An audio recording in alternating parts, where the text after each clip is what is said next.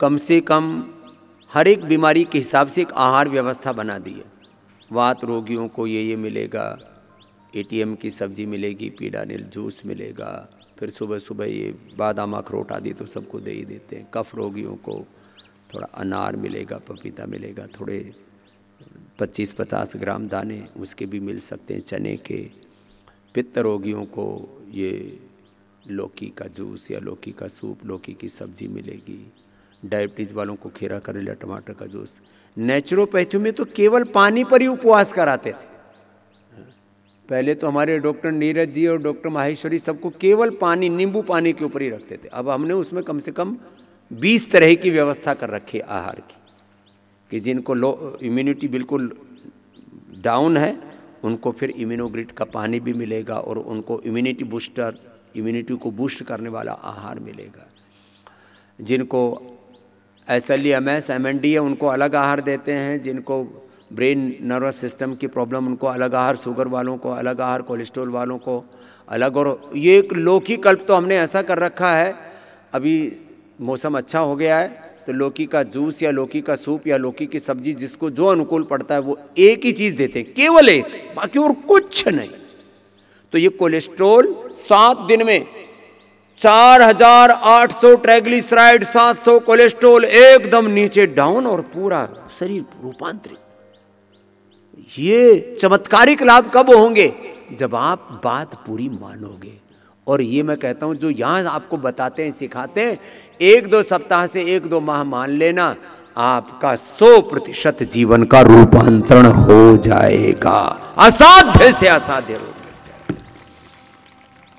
लौकी का सूप, लौकी का जूस या लौकी की सब्जी किसके लिए? कोलेस्ट्रॉल, ट्राइग्लिसराइड के लिए, हार्ट के लिए, brain stroke, heart attack, paralysis, दुनिया भर की सब।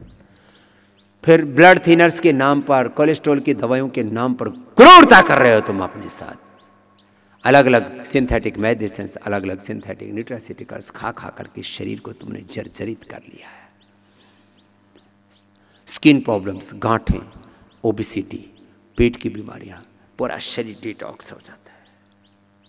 हम तो इतनी चीजें आपको, नहीं तो केवल पानी पर रखें तो ज्यादा अच्छा है। हाँ, केवल सिंपल पानी पर। जिनको देखो, जिनको वात और कफ है उनको थोड़ा गुनगुना पानी, पित्त है उनको सामान्य पानी, घड़े का पानी, बस इतना ही पी करके उपवास करो।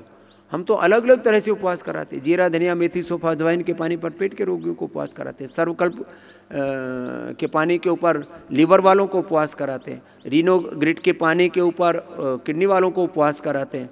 और उनको वैसे तो मैंने कह रखा है कम से कम 3 से 5 दिन का, पहले 3 ही दिन का लिखवाते हैं, नहीं तो 5 दिन का उपवास लिखे तो आदमी ऐसे ही थोड़ी देर के लिए स्ट्रेस में आ जाता है भाई।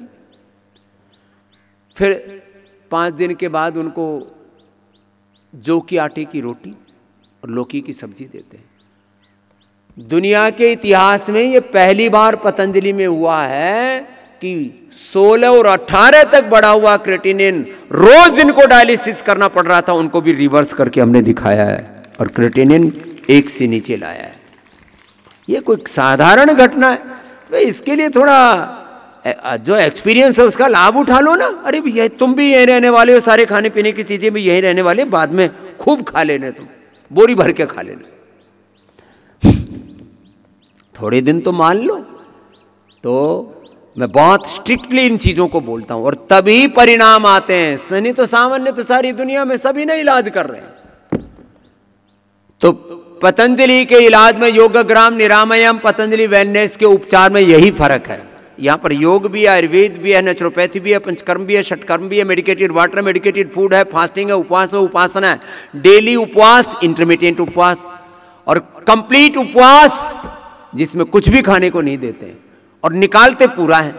ऊपर से निकालते हैं जल नीति, सूत्र नीति और कुंजर कराते हैं, नीचे से निकालते हैं शंख प्रक्षालन कराते हैं, कोलोन थेरापी कराते हैं, रोज बस्ती लगाते हैं। फिर चारों तरफ शरीर के ऊपर कई प्रकार की थेरापियां करा करके कहीं पर भी तुम्हारे तन और मन के कोने में कहीं पर भी कोई रोग और विकार, अंधेरा लेश मात्र भी शेष नहीं रहने देते। इतना प्रयत्न करते हैं। तो एक बार जो कुछ हो रहा है बोले भाई अब तो भाई बाबा को सौंप रखा है, होने दो, जो कुछ हो रहा है करते हैं।